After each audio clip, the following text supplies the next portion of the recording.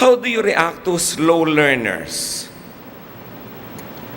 Kahit gaano tayo katalino o kahit gaano tayo kawalan ng katalinuhan, laging merong mas less matalino pa rin kaysa sa atin. Paano po kayo nagre-react sa mga taong ang linaw na ng sinabi nyo, hindi pa rin naintindihan? O akala niya, naintindihan niya, tapos malalaman niyo lang hindi naintindihan dahil nagkamali na? How to react to people who cannot understand anything, and yet sila pa kumisan yung galit?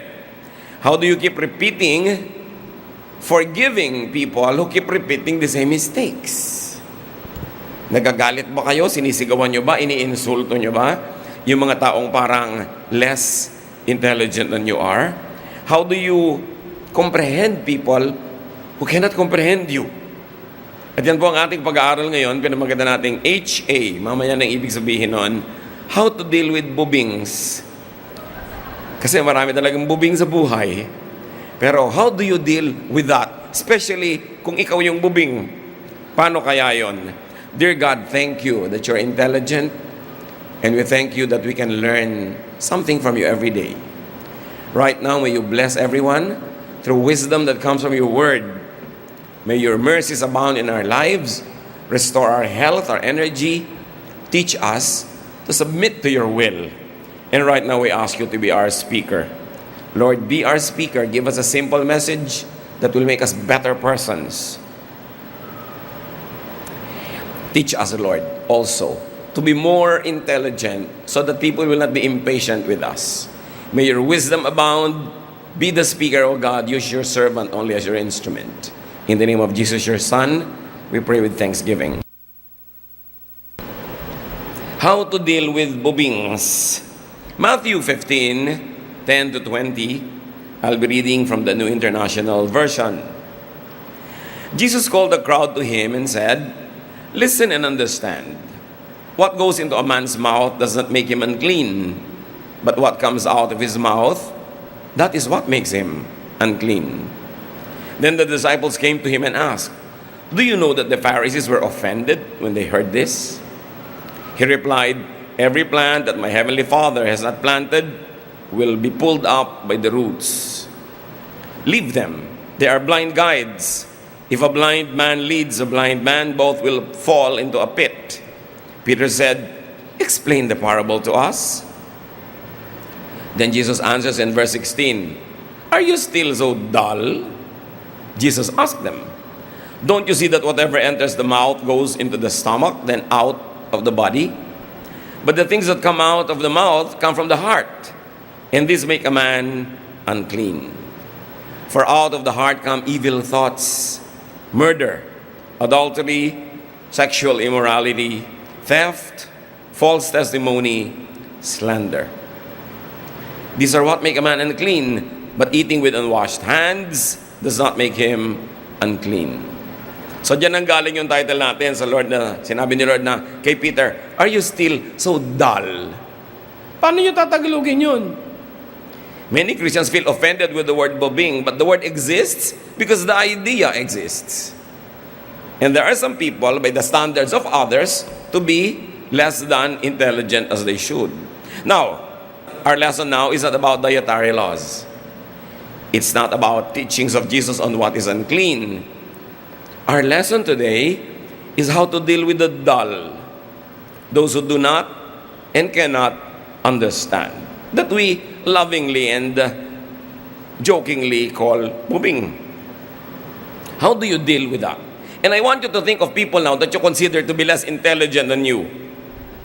Siguro mga taong lagi nyo napapagalitan, nasisinghalan nyo dahil hindi ka naintindihan, etc., etc. No one, you understand those who lack understanding. Ikaw pala yung marunong, di ikaw yung umunawa. So you understand, you do the understanding. Ikaw pala yung amo, may tauhan ka, pinapasweldo mo, the presumption is mas marami kang alam. Therefore, huwag kang magalit kung hindi kanya kasing talino. Matakot ka kung mas matalino siya sa'yo. So pasalamat ka, mas matalino ka sa kanya. Huwag ka nalang magalit. Luke 12:48, "From everyone who has been given much, much will be demanded. And from the one who has been entrusted with much, much more will be asked. So kung sino binigyan ng mas maraming talino, mas maraming hahanapin sa kanya ang Diyos. At i-apply mo yung katalinuhan mo sa pag-unawa ng hindi mo kasing talino. Apply this to your understanding and overflowing intelligence. That if you consider yourself so bright, then be charitable, be kind to the less bright. More understanding of others is expected from the more intelligent. Hindi bagay sa matalino na nagagalit sa bubing, kasi bubing na rin siya pag ginawa niya yun. Dapat mas naunawa mo. Sino pa ba mag-a-adjust? Help and make yourself understand the dull, the so-called dull. Think and say, kasi hindi abot. Gano'n na lang. Sobrang mataas yung ideya mo para sa mababa. Sobrang malayo o malawak para sa maiksi ang kamay. Romans 15:1, we who are strong ought to bear with the failings of the weak and not to please ourselves. Kaya ang complete title natin, hindi abot. Yun yung HA, no? How to deal with bubings. Hindi nila abot eh. Abot mo pala. So, gawin itong explanation. Tuwing may hindi ka maintindihan na tao, bakit hindi makaintindi, sabihin mo, yun, hindi abot. Gawin mo itong motto for understanding others. Gawin itong expression para hindi ka magalit lagi. Sabi, ay, hindi kasi abot ni Bining ang ideya. Para huwag ka lagi mainis at huwag ka ma-high blood. Ang sasabihin mo, HA. Which means, tandaan nyo yung title. Ang dami nyong paggagamitan yan. Biyanan nyo, for instance. Di ba? Asawa mo, hindi abot. Buti na lang abot ka niya. Di ba? Pero yung ideya mo, hindi niya maabot, hayaan mo na. Anak mo kuminsan, o nanay mo, magulang mo, empleyado mo, kung ikaw may mga empleyado, hindi abot. What do? Bring the cookies to the lower shelves. Ang daming shelves, nandun yung cookies sa taas, hindi niya maabot, edi ibaba mo para maabot niya. Simplify. Explain more clearly, more slowly, more simply, more patiently, more sympathetically, and more lovingly. Di ba dapat mahalin mo yung kulang ang karunungan? Hindi naman kasalanan na kulang ang karunungan ng tao. In fact, they're inadequate, they're handicapped. What is the Christian response to that? Love. Consider the man who lacked understanding but tried very hard. So Mark 10:21, Jesus looked at him and loved him. Trying hard pero hindi pa rin niya naabot. Yung mapagmahal na mata ni Lord, hinagod siya ng tingin at sabi siguro ni Lord, hindi abot. Kawawa naman. Then Jesus proceeded to explain further. Magbigay ka ng example sa iyong paliwanag, illustration.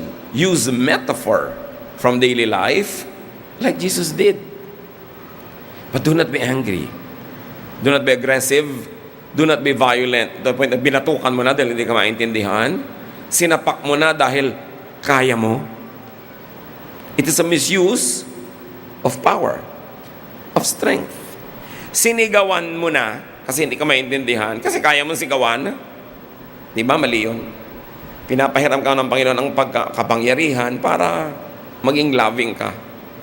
Hindi para maging abusive and aggressive. How else do you deal with the dull? Repeat. Keep repeating your instruction, your explanation, and illustration. Kasi may mga tao talaga, after 5 repeats pa lang nila masisimulang mayunawaan. And then test if you are understood. Ask questions. Bumili ka ng ganitong A. Pag walang A, bilhin mo B. Pag walang B, bilhin mo C. O anong uunahin mong bilhin? A. Pag walang A, ano? Hindi C, B. Di ba? Uulitin mo para malinaw. Kasi yung maliit ang pag-iisip, akala niya, naintindihan na niya. Hindi pala. Ask for a repetition of your message. Lalo kung may history yung tao na yon na laging mali ang ginagawa niya. Tiyakin. Teach and equip. Just like Jesus would do. Give people tools to understand and express ideas. I-model mo. I-display mo. I-exhibit mo. I-demonstrate mo. Show examples. Like Jesus did. Then encourage people to ask questions. To clarify. Hindi ka dapat parang poon na hindi pwedeng tanungin, na hindi na naiintindihan, nervyos na siya, lumakad na, nanguhula na lang, kasi natatakot magtanong. So you encourage. May question ka ba? Naintindihan mo ba? Pero huwag nyo itatanong yung naintindihan mo ba, dahil akala niya naintindihan na niya. Sabi nyo, opo. Yung pala hindi. So, give more exploratory questions. More diagnostic questions. Not answerable by yes or no. Dahil baka pag walang maisagot, mag-yes na lang or no. Hindi mo alam kung talagang tama yung sagot niya or not. And then reward, do not punish inquisitiveness. Huwag niyong paparusahan yung palatanong. Liba na lang ng aasar na lang. Pero pag palatanong, sagutin niyo. Para maintindihan. And of course, you wait for people to learn, to develop. Kahit buto, pag tinanim mo, hindi man hinuhukay agad para makita mo yung ugat kung tumutubo. Give it time. And of course, after everything, nagkamali pa rin. What do? Forgive when people commit mistakes because of lack of understanding. Kanya-kanya lang naman tayong turn sa maging bubing eh. Kumisan ang tali-talino mo sa school pero bubing ka sa love life. Ang tali-talino mo sa negosyo pero bubing ka halimbawa sa ganitong bagay. Kanya-kanya lang tayo ng katalinuhan at kanya-kanya tayo ng kahinaan sa ating isip. Yung iba, sobra lang na-highlight yung kapurulan nila kasi wala silang chance or opportunity na ipakita kung saan sila magaling.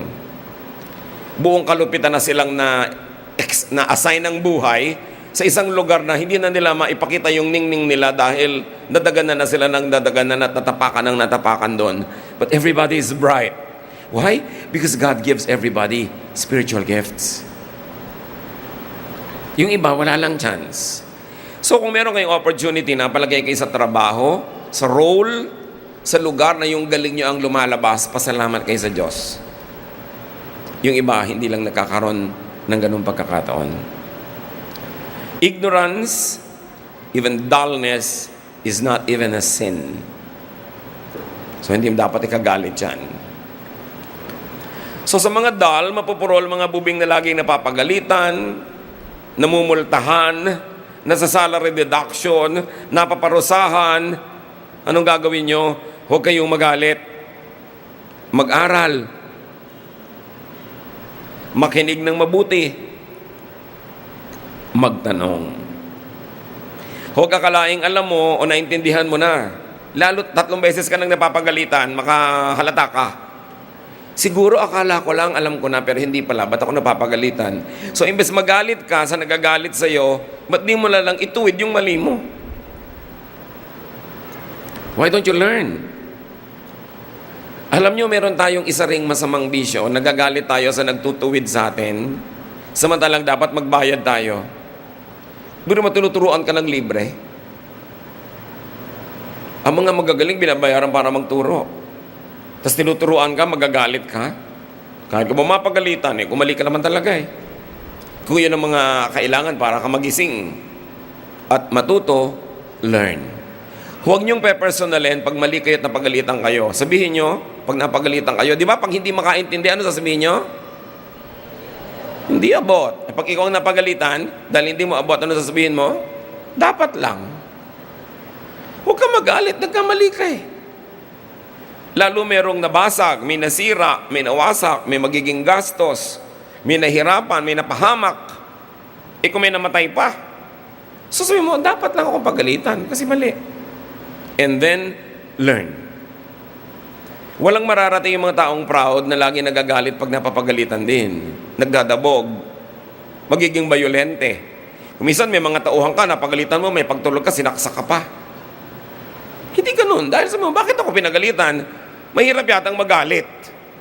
Mahirap sumigaw. Mahirap, nakakapagod magalit. So ba't siya nagpagod para ako pagalitan? Siguro naman dahil may mali ako. Dahil ba't siya magpapagod ng walang dahilan? Baguhin po natin yung attitude natin. At kung hindi talaga naintindihan, huwag magkunwaring nalinawan mo.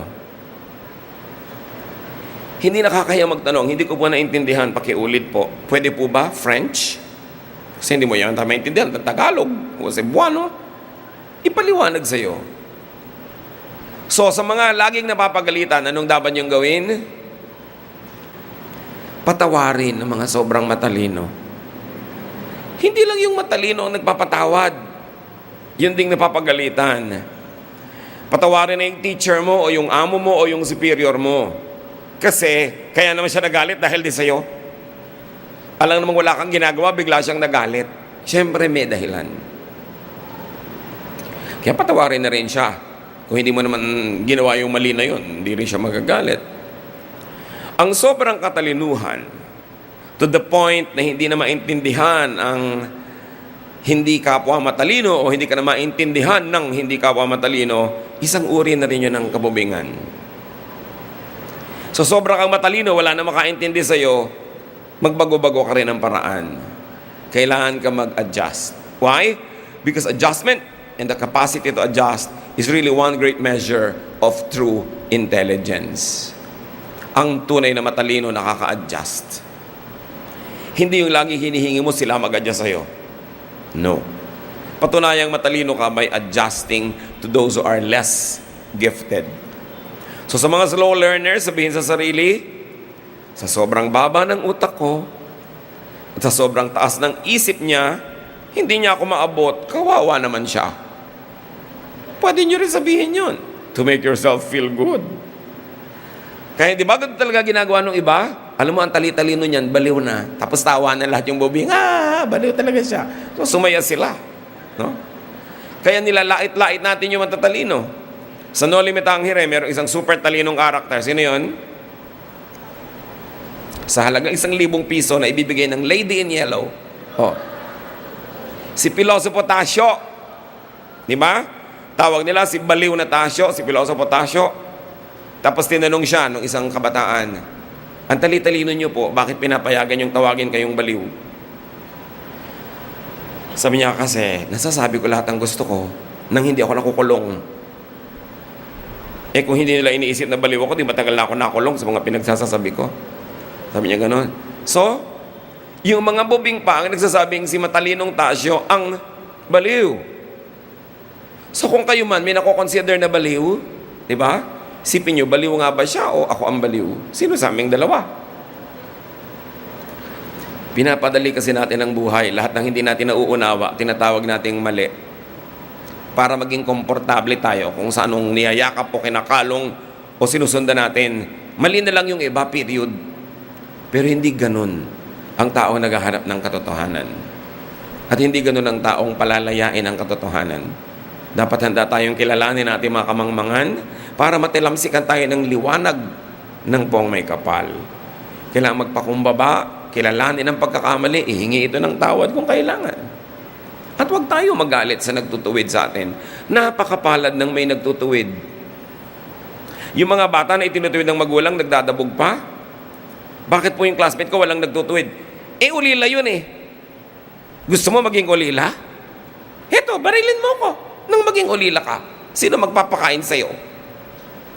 Dapat, make our kids realize that they are privileged pag itinutuwid natin sila. Hindi yung akala mo, susuyuin mo pa dahil napagalitan mo. But of course, kung lumabis ka kasi sa galit mo, eto na tuloy, ikaw pang nanunuyo sa ending, samantalang tama ka naman magalit, mali lang yung pagdadala mo ng galit mo. Mukha na tuloy ikaw yung masama. Kaya dapat kinokontrol talaga yung emosyon. Kaya sa mga bubing, sabihin nyo sa matatalino, pinapatawad na kita. Di ba? Ang tali-talino mo, hindi ka bagay dito sa mundo. So pag hindi abot ng kapwa ang abot mo, sa halip na mainis, pasalamat. Dahil mas blessed ka. Bili mo na aabot mo hindi abot ng iba, pasalamat ka, huwag maging mayabang. In fact, abutin mo para sa kanila. Hindi mo abot ang switch o ako na magbubukas ng ilaw. Hindi mo abot ang bote, ibababa ko na sa'yo. Hindi mo ko maintindihan, i-explain ko ng mas simple. Ibababa ko para sa'yo. Pag hindi abot ang abot mo, iabot mo pa sa kanila.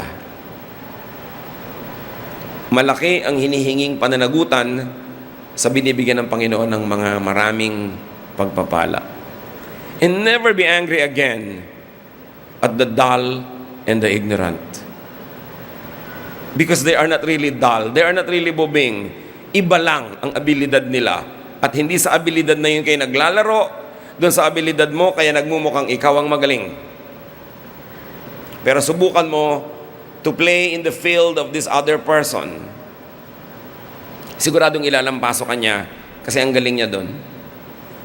May pinapagalitan ka isang mekaniko, subukan mo mag-contest kayo ng pag-repair ng isang sirang kotse, talo ka. May pinapagalitan kang labandera, subukan nyo magpaputian ng damit. Nalalabhan, talo ka. Kanya-kanya ng galing eh. So, pasalamat tayo dahil magaling tayo. Lalong-lalo ko yung galing natin ang sineselebrate nung occasion, nung environment, o nung society. Because in many other occasions, some people are not able to celebrate what is good and perfect in them because they have no chance. Be kind. Isipin mo na lang, pagka dull and ignorant, ano sasabihin natin? Hindi abot. Yun na lang. Kung meron lang kayong matatanda na dalawang words sa fellowship natin ngayon, yun ay? Praise God. Hindi abot nga. Okay? So, kabubingan ang magalit sa mga bubing. Ibig sabihin lang, mal-adjusted ka, hindi mo sila inaabot, at nagiging makasarili ka sa iyong karunungan. I want you to bow before the Lord and close your eyes. Panginoon, turuan niyo po kami na ituwid ang aming mga ugali, na huwag kami magalit sa mga nagtutuwid sa amin. Sa halip doon, maging mapagpakumbaba kami at mapagpatawad. Turuan niyo rin po kami, Panginoon, unawain yung mga tao hindi masyadong sanay, hindi masyadong hasa. Sa mga area na strong kami at akala namin dapat lahat na lang ng tao understood na magaling sa area na yon. Salamat po sa karunungan na binibigay niyo sa amin. Salamat sa sharpness that many of us enjoy in various fields. But teach us to be sensitive to those who are less sharp. To those whose talents are not celebrated by this world. To those whose talents are not paid well, but they are talented nevertheless. And teach us, Lord, to be just, to be kind, to be good. At sa susunod na kami matutuksong magalit, unawain na lang namin, hindi abot. At ang aming sisihin ay aming sarili na hindi namin naipaliwanag ng mabuti. Ang aming sisihin ay aming pamamaraan ng pagtuturo na maaring kulang. At turuan niyo kami, Panginoon, na lalong maging mapagkupkop, mapagmahal, doon sa mga hindi masyadong gifted. Father, we commit to you ourselves. Forgive us for the abuses we have heaped on others. And teach us to be more loving, more kind, more open. Pagbulay-bulayan natin sumandali habang patuloy tayong nakayuko sa presensya ng Diyos kung ano ang kahulugan ng maikling mensahe na ito sa inyong personal na buhay.